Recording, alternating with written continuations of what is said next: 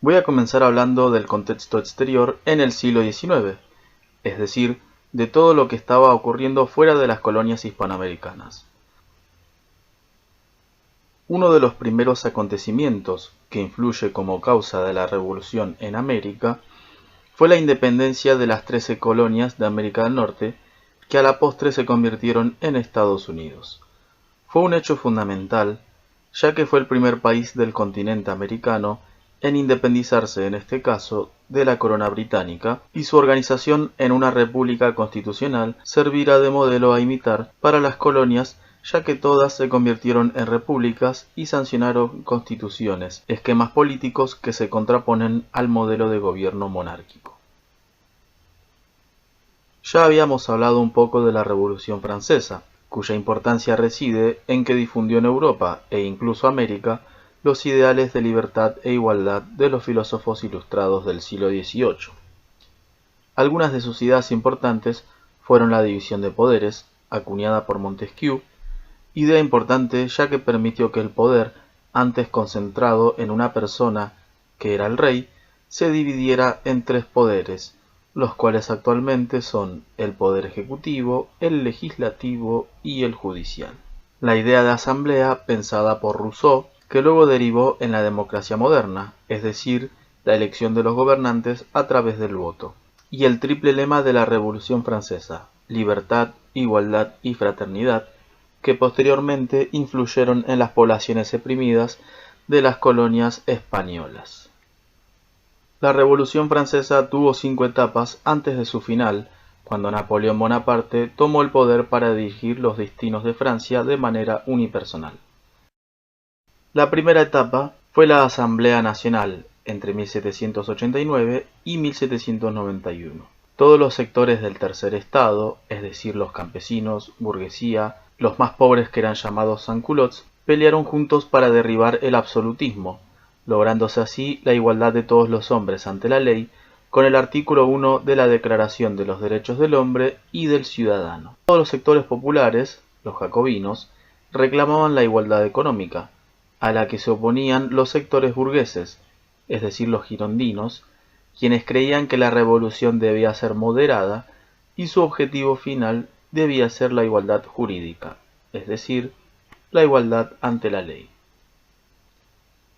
La segunda etapa fue la monarquía parlamentaria. Esto ocurrió entre 1791 y 1793.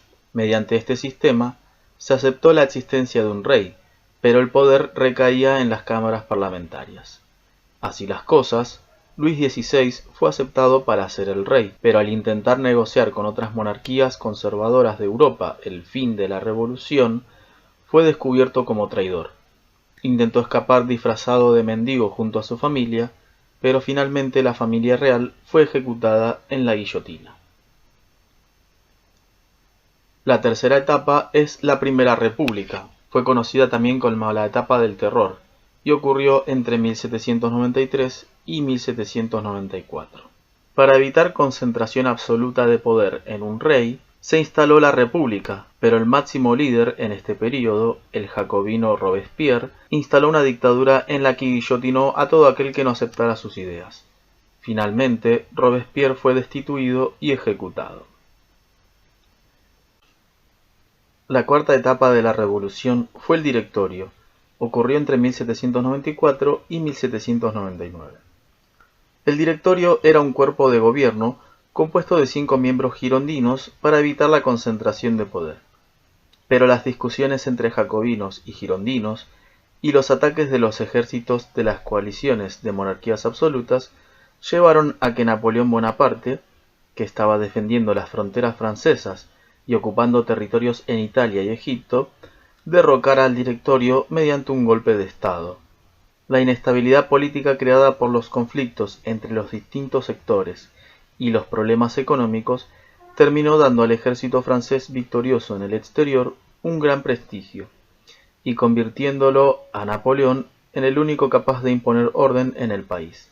Así, en 1799, Bonaparte, el más exitoso y popular de los jefes militares, dio un golpe militar y estableció un poder personal. Por último, tenemos el consulado, que aconteció entre 1799 y 1804. El consulado era una forma de gobierno tripartito, es decir, compuesta por 3 miembros, siendo uno de los responsables el propio Napoleón. Sin embargo, al asumir el poder, se designó a sí mismo cónsul vitalicio, es decir, de por vida, y de esta forma expulsó a los otros 2 cónsules, iniciando su propio imperio, el primero en la historia de Francia. En medio de las guerras de revolución, Napoleón asumió el poder como emperador de los franceses y declaró a Inglaterra principal enemigo de Francia. Por esta razón, aplicó como medida en todos los dominios europeos el bloqueo continental a todos los puertos para impedir vender sus manufacturas. Como Portugal, aliado de Inglaterra, desobedeció el bloqueo, Napoleón decidió invadir dicho país pasando por España. El rey Carlos IV, antiguo enemigo de Francia por integrar las coaliciones contra el imperio napoleónico, acordó una paz con los franceses y les permitió pasar por sus fronteras. Sin embargo, en 1808, y después de que las flotas españolas fracasaran en la batalla de Trafalgar contra los ingleses, los partidarios de Fernando, el hijo de Carlos IV, iniciaron un levantamiento popular conocido como el Motín de Aranjuez. En consecuencia, el rey renunció a favor de su hijo, quien subió al trono con el nombre de Fernando VII. Napoleón no reconoció al nuevo rey, y en mayo de 1808 convocó a Carlos y a su hijo a una reunión en la ciudad francesa de Bayona.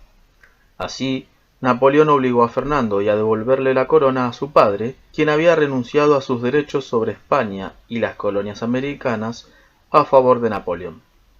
Este último entregó la corona a su hermano José Bonaparte y convirtió a Fernando y a su padre en prisioneros.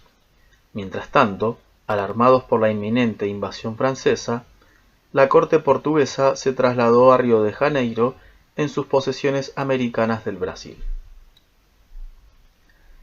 A raíz del episodio de la farsa de Bayona, la población española se levantó contra los franceses. En varias provincias de España se formaron juntas de gobierno que proclamaron la fidelidad al rey prisionero. Todas las juntas se organizaron y aliaron en 1808 en la Junta Central Gubernativa del Reino, localizada en Sevilla. No obstante, el ejército francés tomó la ciudad de Sevilla y la Junta Central se disolvió, formándose un consejo de regencia en Cádiz. Ante estos episodios, las colonias españolas en América no reconocieron ni la autoridad de José I como rey de España, ni del Consejo de Regencia ante la ausencia del legítimo rey español.